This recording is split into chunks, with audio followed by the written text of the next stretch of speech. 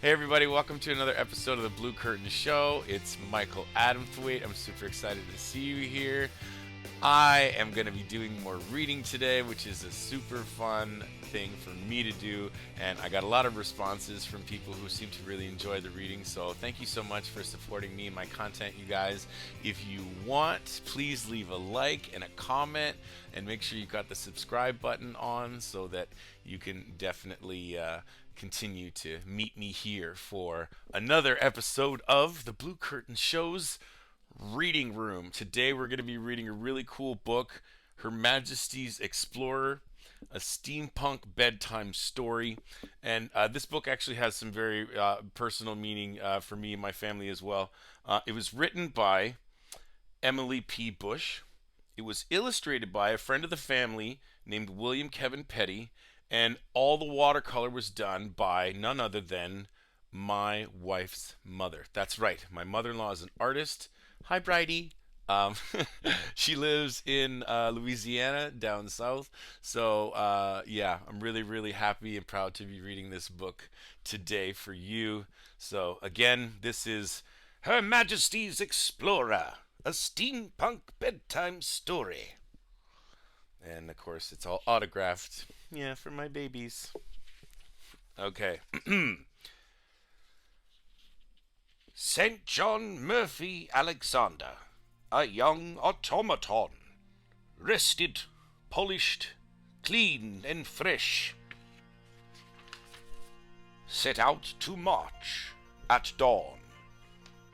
He scouted through the dusty hills on hard and crusty plains, traversing rivers, dry ravines, through blazing sun and rain. Weeks he marched, alone and quiet, observing all he passed. Then home to his regiment, where he reported, then collapsed. His cogs were gummed, his gizmos gunked, his joints were caked with goo. Some fuel, a bath, a night's recharge, and you'll be good as new. That's my robot doctor voice.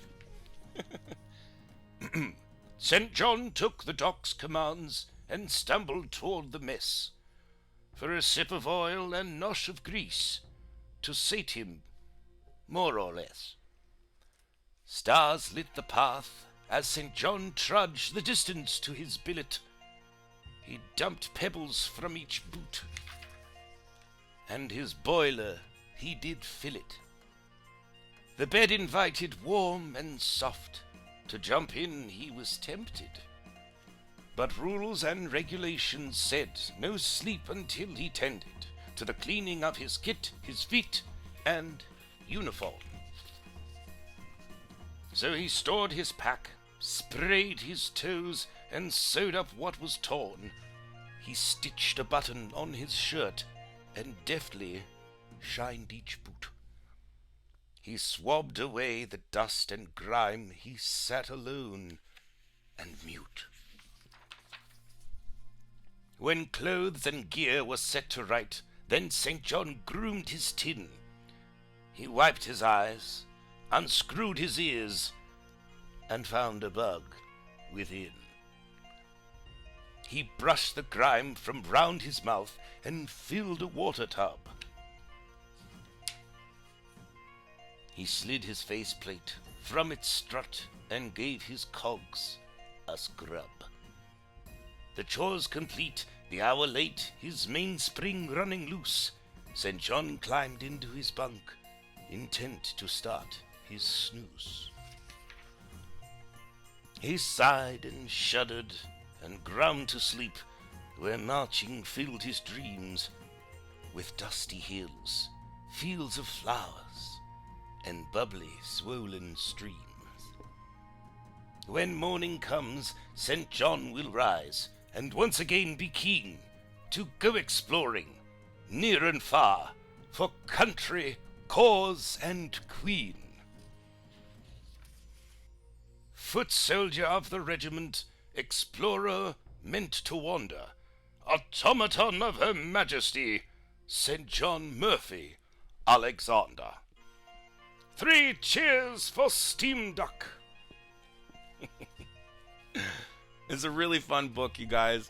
I have a great time reading. It really, it's just fun. I don't know what else to say. It's fun. I get to play around. I get to do some voices, and of course, there's this lovely artwork and all this wonderful painting by my mother-in-law. And again, just some really wonderful, very fun, fresh words. It's got a wonderful rhyme and meter. It's all just a delight. Hey again, so I hope you enjoyed the reading room today of Her Majesty's Explorer, a steampunk bedtime story.